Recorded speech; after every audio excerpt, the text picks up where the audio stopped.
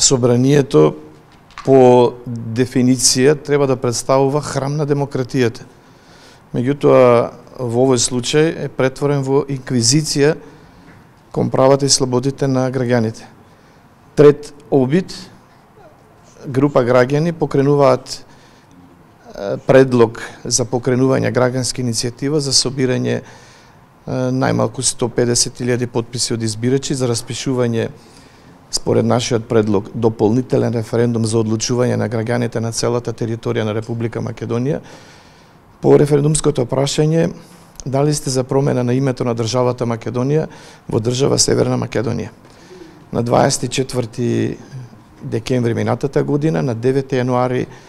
оваа година и денес собранието,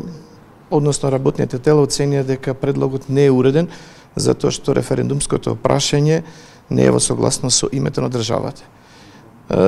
Нашата дилема и прашање отворено до пратениците е зошто страф од гласот на народот,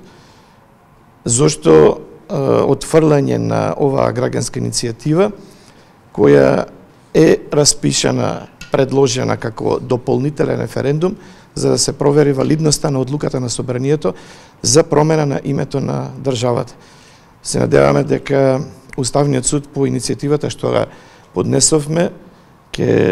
по заклучокот на собранието од 30 јануари за поништување ќе се изјасни позитивно и ќе се овозможат правните инструменти за да го оствариме уставно загарантираното право на граѓанска иницијатива за распишување дополнителен задолжителен референдум за проверка на одлуката на собранието за промена на името на државата.